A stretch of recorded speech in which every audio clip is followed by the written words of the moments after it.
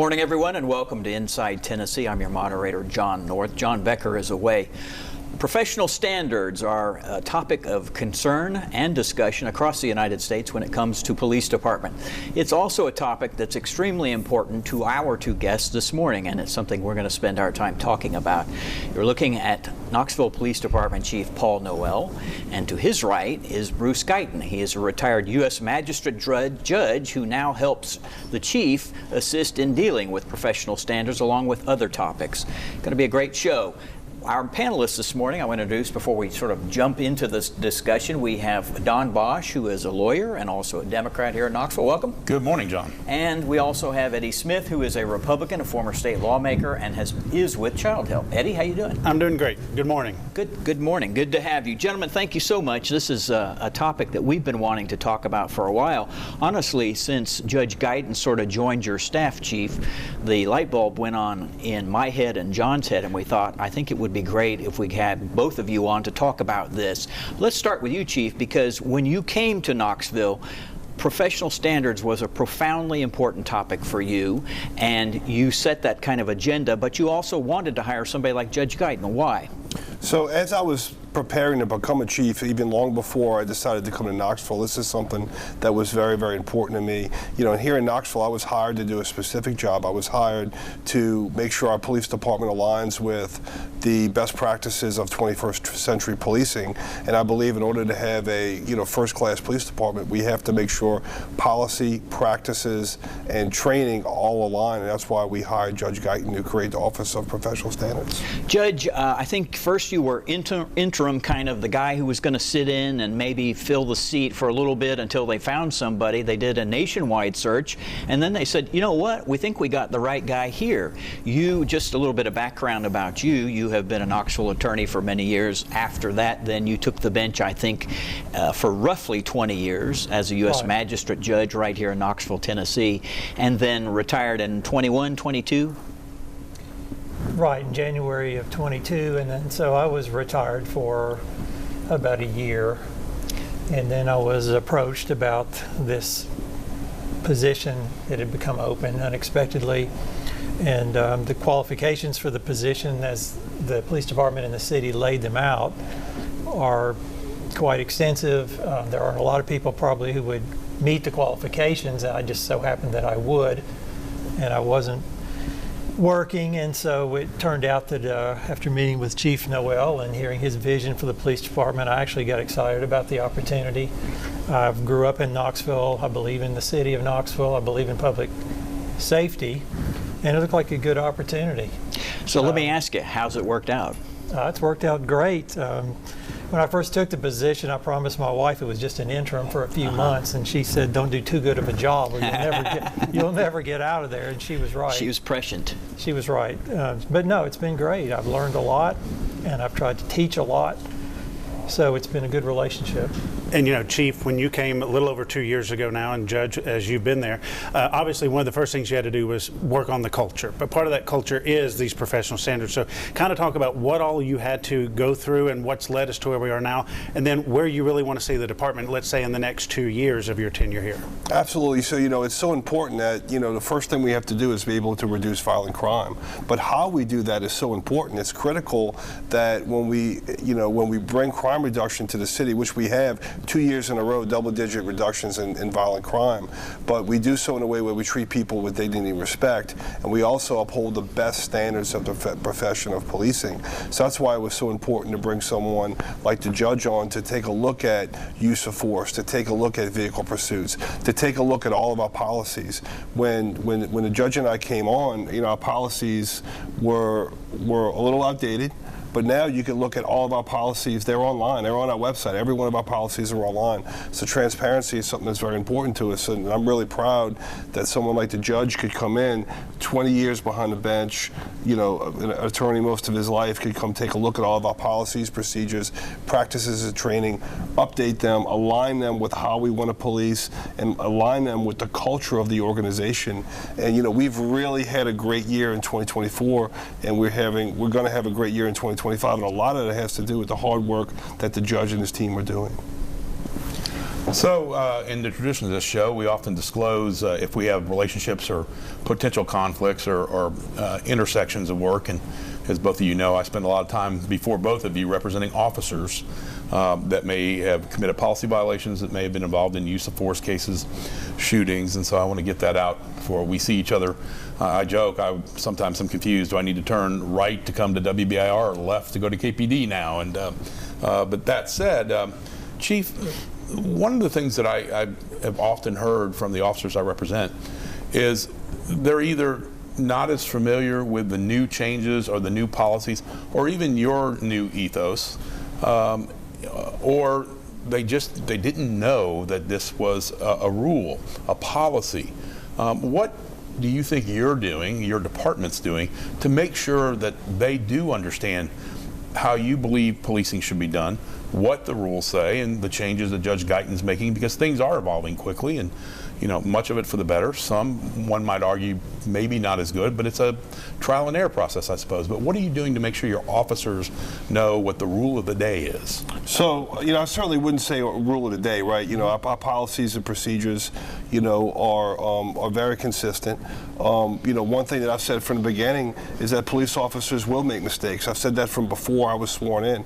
Police officers will make mistakes, and as long as they own up to those mistakes and they learn from those mistakes, they're going to be fine. It's when police officers lie about something or they try to cover up something, that's where they're going to have a problem. So we work really hard to communicate any policy changes that we have. I actually sent a message to our employees every single Friday, and basically what I'm doing is I'm talking about what's going on in the department. If there's policy changes, we push those policy changes out. We cover those in roll call. If there's something, particularly a large policy change that we're putting into place, myself, one of the command staff, or the appropriate person is going to roll call and speaking to the officers, speaking to the shift lieutenants to make sure they understand what those policies and procedures are. Part of what the judge is doing here in this new role is really taking a look at not only just policies, but how do we get the training, how does that align with what we're doing with policy, but also taking a look at the practices as well, because it doesn't do any good to have a policy if the general practice of the department is not lining up with that. But communication is something that's really important.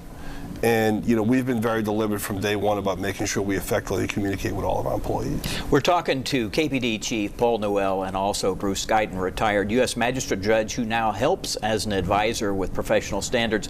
You're watching Inside Tennessee. It's time to take a break, so grab another cup of that coffee. We'll be back. Inside Tennessee, we are back. Our guests this morning are KPD Chief Paul Noel and Bruce Guyton, retired U.S. Magistrate Judge. I just would like to say very quickly about law enforcement. I've covered law enforcement for many decades, have immense respect for what they do. I will tell you, I think police officers are fairly unique. I once called them mercurial. I'm not sure they liked me saying that or not. I will say they're also skeptical, because I ran into a lot of that when I would talk to them about how they like their jobs and how they like the department. Having said that, and the chief kind of smiles slyly, but do love police officers, and they do an honorable job. Your Honor, we wanted to talk a little bit more about professional standards, what professional standards means, and how you get everybody on the same page to think the same way about it. You had some thoughts. Well, I wanted to explain just for a moment what professional standards is as a model. The professional standards model replaces what used to be called internal affairs. Which officers always look at like, oh, they're just out to get me. Well, there's some negative connotations to the term internal affairs, but the professional standards model takes the old internal affairs functions of doing internal investigations and expands that into taking what is learned in the investigations and informing the policy-making function within the police department, which by extension then also affects the training function. So the professional standards model, you're looking at what are the best practices, you're looking at updating and revising the old policies and bringing them into the current era of the technology we have and so forth. And it becomes a integrated process of bringing policy making, procedure review, training, and internal investigations under one roof, so to speak, so they can have a broad effect on the entire police department. And at the same time, you're bringing the best practices of due process for officers who are being investigated, and you're bringing in a lot of people into the policy-making process that maybe weren't in the past. This isn't a situation anymore where the chief or maybe one other officer would sit down and say, let's change this policy. We now know from internal investigations where policies need to change. We go through a group of a command staff that reviews, a policy committee that reviews. Of course, the ultimate decision is the chief's with regard to a policy change, but by the time it's presented to him, it's been well vetted, well written, I believe. And but the effort is not just to change a policy, but to make sure that the officers are trained. And of course, they have ongoing training. They don't just come out of the academy and never have any more training. Constant training. And so to get the new policies and practices before them through the training process. And sometimes it can take a while. Sometimes it's something they can pick up quickly. But in major areas like use of force, which is still an ongoing process of revision, it can take a little while. But we want at the end of the day all of our officers to reflect the values of the community they serve. And the best way to do that is to raise our professional standards up to where people have confidence that they're being treated fairly, that their rules are being followed, and that we're being transparent about it. That they're going to be listened to and they'll get a fair shake when their conduct is scrutinized. Yes, because the most professional way you can treat people is to treat everyone the same, without bias. Judge, you and I both have had experiences with police officers, and you largely as a federal judge, and now in this role as deputy chief for policy and procedure. Has your view changed, or what have you learned? What's different in the way you view officers now than from maybe your experiences before? Because my view is now different, having represented them for now probably about 20 years of my practice. Well, I think I have a better appreciation now for the demands on individual police officers. It can be very stressful. It can be dangerous at times, especially for officers who are on patrol and that sort of thing. Chief Noel has described it as a calling, being a police officer, because you are serving your community, but sometimes you're in harm's way. And the modern municipal police department, like Knoxville has high standards. We hold police officers to higher standards than I imagined that we did, even growing up in Knoxville and being here my whole life. We expect them to be professionals. We expect them to follow the rules, and be courteous and not disrespectful, and on and on. And when they don't meet those standards, then there is an investigation process, and there's hopefully a learning process where we can do some behavior modification, or whatever you want to call it. That's maybe where a little rub is, whether it's a stick or a carrot. So, that is a good question, and everybody's different. Every police officer, and that's another thing I think everybody has to understand. Every police officer is a unique human being. They bring their own life experiences to the position, and they get the same training and they're held to the same standards, but they all bring strengths and weaknesses that are unique to them. And part of our process of professional standards is to recognize that and to try to do policies that allow for individualism, but also people who meet a standard, which is high. Chief, you said 2 years of double-digit decline in violent crime. You're talking about the higher standard that we're holding them to. So let's kind of put some boots to the ground.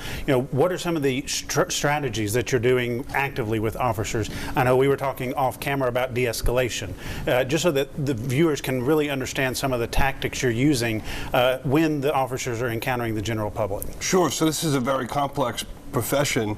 John, you call police officers mercurial. I'd say this is a noble profession. It really is. It is. This is a calling. It's a very noble profession. We have the ability to take someone's freedom away, right? So I think we need to make sure that our officers are really performing at a high level. And one thing that we want to do is, we have under the law, the right to use deadly force, but we also want to make sure that we're taking as many efforts as possible to de-escalate situations. And our officers really do a really good job of that. We have our ABLE training, active bystandership, and law enforcement, where we teach officers how to intervene. We role play on how to intervene, but we also have our crisis intervention training and our ICAT training, where we actually, teach officers how to de-escalate situations in the field, situations where someone may be in a mental crisis, and they may really be very excitable, and we take extra time to try to de-escalate that situation to end it where everyone goes home. And that's just some of the things that we're doing to instill that in our officers. But again, getting out there, interacting with the public, but also identifying the most violent individuals in our community and getting those officers off the street. I really believe we could do all of those things, have a safe community, but also have a very competent police department with high standards. We've got to take another break. You're watching Inside Tennessee, but don't go away. We will be back. Good Sunday morning. John North back with you here on WBIR's Inside Tennessee as we wrap up our discussion with Chief Paul Noel and Bruce Guyton, retired U.S. Magistrate Judge. Judge, I wanted to ask you this question. I go into a lot of courtrooms. I can't wave or say anything to you. I just am very quiet, and everybody who goes into a courtroom is very quiet and very well behaved. You step off the bench, and now you're sort of talking to people one-on-one. What's that like? A mere mortal now. I like it. It's very enjoyable. Like I said, I've been well received, and I've been impressed with the quality of the officers in the police department. There's a pretty big the command staff is actually, we fill the conference room with the command staff, captains and other deputy chiefs, and of course Chief Noel and Assistant Chief Powell. And they're good people. They're doing good work, and they are able to. They have no problem understanding what we're trying to do, and participating in it and contributing to it. So it's been very gratifying to see the kind of talent that is running the police department. I have to say, I'm surprised. I want to say I was surprised, but it's nice. So, Chief, what are we doing in terms of recruitment, getting new officers into the department, and retention, keeping veteran officers or even younger officers that try it for a couple of years, think maybe they should go to a different department or even a different field? What are we doing both in recruitment and retention? Sure. So right now we're actively advertising locally and all across the country. Over the last 2.5 years, we've had 2 very large pay raises for our police officers. And, we're trying to bring in officers not only from across the country, but officers right here locally as well. So we're working with the high schools, we're doing job fairs, working at the military bases, trying to bring people in. We've also expanded our cadet program, which is for the officers 18 years to 21 before they could get in the police academy. Right, and they have to be 21 to start the academy. Correct. Correct. 21 to start the academy, but we'll hire them at 18. When I came on board 2.5 years ago, we had 3 cadets. Now we have about 25 cadets. They make $36,000 a year. If they're going to college, they work 30 hours a week, get paid for 40, and they're ready to get in that the police academy at 21, starting out at $56,600. So we're advertising, we're getting out there. As far as retention, we're really working hard on career development for our officers and make sure we invest in our officers, invest in the training, but also make sure that those veteran officers as well have competitive pay as well. When you look at our pay for our veteran officers, our senior officers, our supervisors, that pay is very competitive or exceeds many of the agencies in the area. And as we continue to talk about recruitment, retention, I know that talking to you off camera as well, there's a bubble coming for the department. So just explain the bubble that's coming and how critical it is, all the steps you're taking now to ensure our community has the officers for the next 10 years. Absolutely. So when people ask me what keeps me up at night, it's the retirement bubble that's approaching us right now. We'll have close to 1/4 of our department eligible to retire right now. So that's why we're running 3 police academies every year. We're running overlapping academies right now to try to bring those people in. So in 2025, we'll have a class starting in January, another one in May, another one in September. We're hiring for our May class right now. We should have around 30 police officers, hopefully a little more, starting in our class in January. and we're really excited to have a lot of new officers coming in. But that's why it's so important to keep these veteran officers around a little longer so they can train, mentor, and develop the next generation of police officers here in Knoxville. Paul Noel, Chief, Knoxville Police Department. Bruce Guyton, Deputy Chief, Professional Standards? Yes. Close Did enough, I give you a right? gun, Judge? No comment. We appreciate you both being here. It's been an enlightening discussion, gentlemen, and we'll be watching closely as the months and the years go by. All right, we've got to take another commercial break. When we come back, we'll talk a little politics. This is the portion of the show where we catch up on politics, maybe from the past week or so. And as usual, in East Tennessee, in the United States, it's been a lively one. Let's talk first about what happened to one of our local political, our elected officials, that is State Senator Ken Yeager of East Tennessee. We learned midweek of this past week that he had been in Georgia and has been charged with, I believe, driving while impaired. Don, what do we know about that? Well, he is charged with a similar crime to what we have in Tennessee, DUI. DWI, I think is what they've called it in Georgia. A little bit of confusion. Some of the reporting exactly under which statute he was charged. What we know is he had a preliminary breath or preliminary alcohol score of 0.14, almost 2 times over the legal limit, which is 0.08. I watched a portion of the field sobrieties. I've seen probably 1,000 field sobriety tests performed on tape, and he certainly appeared impaired. I understood that he had fallen, which is what drew the attention of the storefront he was at, and ultimately the police, along with a hit-and-run complaint on a bolo, as they say, be on the lookout for his car. It would be a difficult case to defend from a criminal defense perspective from what little bit I've seen, but there'll be more to come, and he right now has probably done what I want my client to do and not made any comment about it. Be quiet. Yeah, he issued a brief statement saying it was an unfortunate incident, but upon advice of counsel couldn't say a whole lot. Senator Yeager's 77, been in office a while. Eddie, you've been in the state legislature. What difference does this make?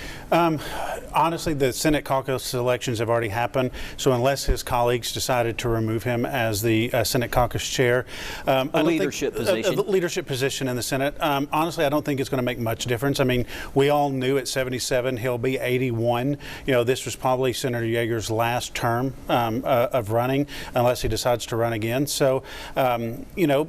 But again, you know, one of the things that bothers me about the whole thing is, as an elected official, you're supposed to do, it's integrity. Integrity is what you do when no one is looking. Right. And in this case, you know, it appears that Senator Yeager failed that test. And let's be politically true about this. He is a Republican in a supermajority. I doubt that there'll be a movement to remove him or take any serious action against him, even though the Senate tends to be a little more fair about that than maybe the House. The Senate most certainly is. So about a week ago, some people were surprised, I was surprised, that President Joe Biden came out and announced he was pardoning, a very wide pardon for his son Hunter Biden. That was something he had said he would not do.